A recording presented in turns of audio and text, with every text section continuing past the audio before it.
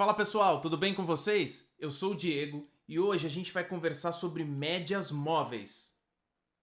Roda a vinheta.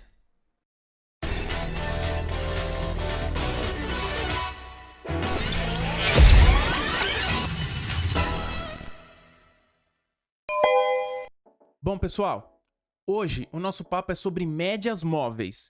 E quando a gente está falando sobre qualquer tipo de indicador, a gente acaba caindo naquele mito que indicador é atrasado, não presta para nada a não ser deixar o gráfico poluído e etc.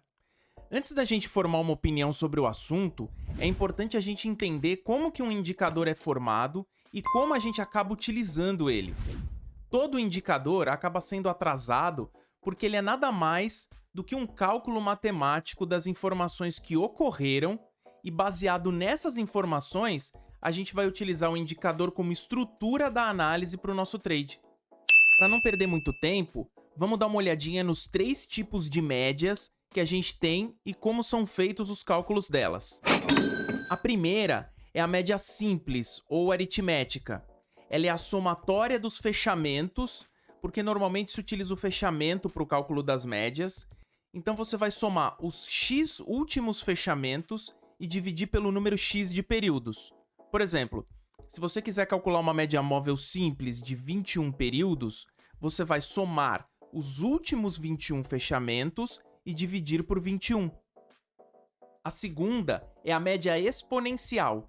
Ela tem um sistema de coleta de dados parecida com a média simples.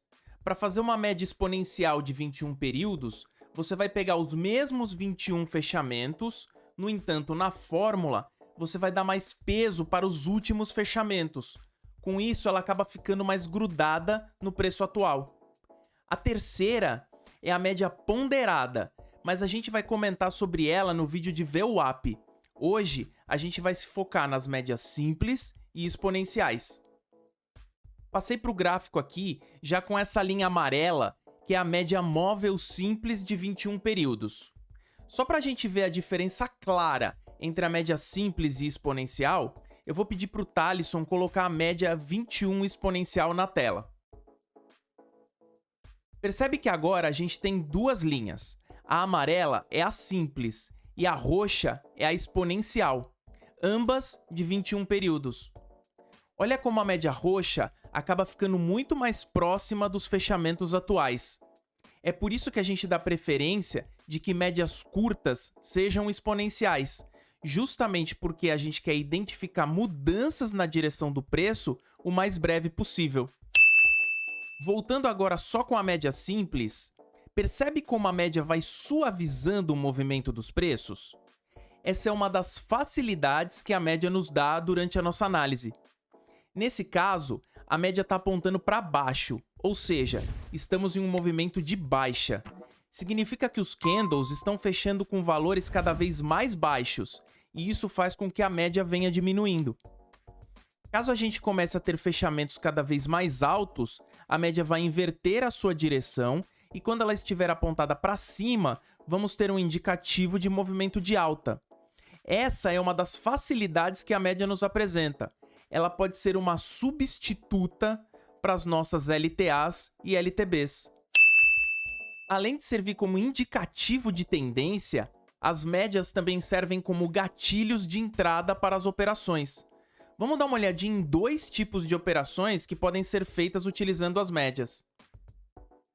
A primeira operação é quando o candle abre de um lado da média e acaba fechando do outro lado da média, ou seja, o candle acaba cruzando a média, que pode ser também um conjunto de médias. Nesse gráfico aqui, a gente tem a média exponencial de 9 períodos como uma média curta e a simples de 21 como uma média longa. Então, nesse caso, o candle abriu de um lado dessas médias e acabou fechando do outro, cruzou as duas médias. O trade rola a mercado na abertura desse novo candle. E o seu alvo é o tamanho desse candle anterior replicado para cima e o stop no fundo desse candle anterior. A segunda operação é quando ocorre o cruzamento das médias, ou seja, a média rápida cruza a média lenta e com isso você toma o trade para o lado que ocorreu essa movimentação. Nesse caso aqui, você precisa esperar a confirmação desse cruzamento das médias, e o trade rola a mercado na abertura do candle após essa confirmação. O seu alvo vai ser o tamanho desse candle aqui, replicado para cima, e o seu stop abaixo dele. Pois bem, essa é uma explicação bem rápida de como as médias servem para o nosso dia a dia.